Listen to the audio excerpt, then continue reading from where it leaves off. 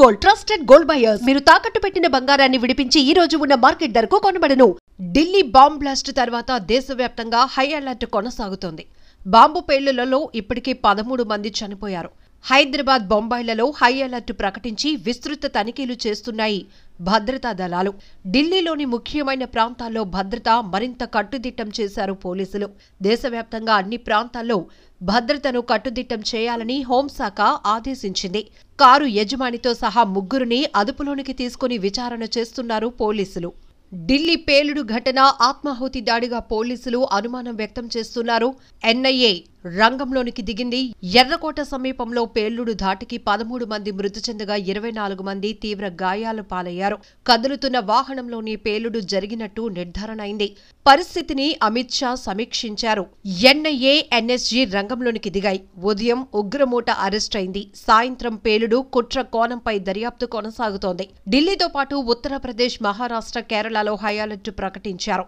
దేశ రాజధాని ఢిల్లీలో జరిగిన భారీ పేలుడు ఆత్మాహుతి దాడి అయ్యుంటుందని పోలీసులు అనుమానిస్తున్నారు. ఈ నేపథ్యంలో దర్యాప్తు సంస్థలు విచారణ ముమ్మరం చేశాయి. ఎర్రకోట మెట్రో స్టేషన్ సమీపంలో సోమవారం సాయంత్రం జరిగిన ఈ శక్తివంతమైన పేలుడులో 13 మంది మరణించగా 24 మంది గాయపడ్డారు. వీరిలో ముగ్గురు పరిస్థితి విషమంగా ఉంది. కదులుతున్న వాహనంలోనే ఈ పేలుడు జరగటంతో దీనిని ఆత్మాహుతి దాడిగా అనుమానిస్తున్నారు. ఈ ఘటనతో దేశవ్యాప్తంగా భద్రతా సంస్థలు మరింత అప్రమత్తమయ్యాయి. ఢిల్లీ పోలీస్ కమిషనర్ సతీష్ గోల్చా తెలిపిన వివరాల ప్రకారం సాయంత్రం 6:52 సమయంలో ఎర్రకోట ట్రాఫిక్ సిగ్నల్ వద్ద నెమ్మదిగా కదులుతున్న ఒక వాహనంలో ఈ పేలుడు సంభవించింది. పేలుడు జరిగినప్పుడు వాహనంలో మనుషులున్నారని ఆయన ధృవీకరించారు. సమాచారం అందిన వెంటనే అగ్నిమాపక సిబ్బంది ఘటనా స్థలికి చేరుకుని మంటలు అదుపులోనికి తెచ్చారు. ఈ 2 దుర్ఘటనలలో 6 కార్లు, 2 రిక్షాలు, ఒక ఆటో రిక్షా పూర్తిగా దగ్ధమయ్యాయి. ఈ ఘటనపై కేంద్ర హోంమంత్రి అమిత్ షా వెంటనే స్పందించారు. Delhi police commissioner intelligence bureau చీఫ్తో ఫోన్లో మాట్లాడి పరిస్థితిని సమీక్షించారు. ప్రధాని నరేంద్ర మోదీ కూడా హోంమంత్రితో మాట్లాడి వివరాలు అడిగి తెలుసుకున్నారు. నేషనల్ సెక్యూరిటీ గార్డ్స్, అలానే జాతీయ దర్యాప్తు సంస్థ, ఫోరెన్సిక్ నిపుణుల బృందాలు ఘటనా స్థలికి చేరుకుని ఆధారాలు సేకరిస్తున్నాయి. కశ్మీర్, హర్యానా, ఉత్తరప్రదేశ్లలో విస్తరించిన జైషే మహ్మద్, అన్సార్ గజ్వత్ ఉల్ హింద్ ఉగ్రవాద సంస్థలకు చెందిన ఓ భారీ ముఠాను భద్రతా బలగాలు సోమవారం ఉదయం పట్టుకున్నాయి. 3 డాక్టర్లతో సహా 8 మందిని అరెస్టు చేసి 2900 కిలోల పేలుడు పదార్థాలు స్వాధీనం చేసుకున్న కొన్ని గంటల్లోనే ఈ పేలుడు జరగటం తీవ్ర కలకలం రేపుతోంది. ఈ 2 ఘటనల మధ్య సంబంధం ఉండొచ్చు అనే కోణంలో దర్యాప్తు అధికారులు అనుమానిస్తున్నారు. పేలుడు నేపథ్యంలో ఢిల్లీ సరిహద్దులో భద్రత కట్టుదిట్టం చేశారు. హర్యానా, ఉత్తరప్రదేశ్ నుంచి వచ్చే వాహనాలను క్షుణ్ణంగా తనిఖీ చేస్తున్నారు.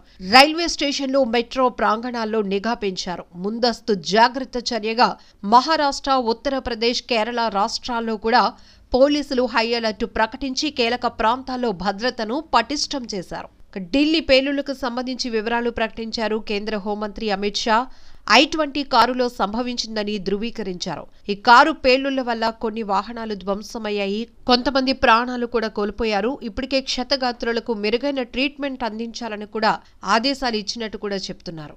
ఇక ఢిల్లీలో జరిగిన పేలుడు ఘటన దృష్ట్యా నగర ప్రజల భద్రతను దృష్టిలో పెట్టుకుని ముందస్తు భద్రతా చర్యల్లో భాగంగా సోమవారం రాత్రి విశాఖలోని అన్ని ప్రధాన కేంద్రాలు, రద్దీ ప్రాంతాల్లో పోలీసులు విస్తృతమైన తనిఖీలు చేశారు. ఇటు రైల్వే స్టేషన్, బస్ స్టేషన్స్ లో కూడా పటిష్టంగా భద్రత ఏర్పాటు చేశారు. Metal detectors, bomb dog squad బృందాల సాయంతో ప్రయాణికుల లగేజ్ తో పాటు అనుమానాస్పద వస్తువులకు కూడా క్షుణ్ణంగా తనిఖీలు చేశారు. ఇక నగర సరిహద్దులు, ప్రధాన కూడలలో వాహన తనిఖీలు, వెహికల్ చెకింగ్ కూడా ముమ్మరంగా జరిగింది.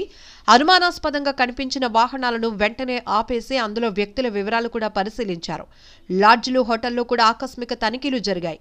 లాడ్జ్లు, హోటళ్లు, గెస్ట్ హౌస్లలో ఆకస్మికంగా తనిఖీలు చేసి కొత్తగా బస చేస్తున్న వారి వివరాలు, గుర్తింపు కార్డులను కూడా క్షుణ్ణంగా పరిశీలించారు.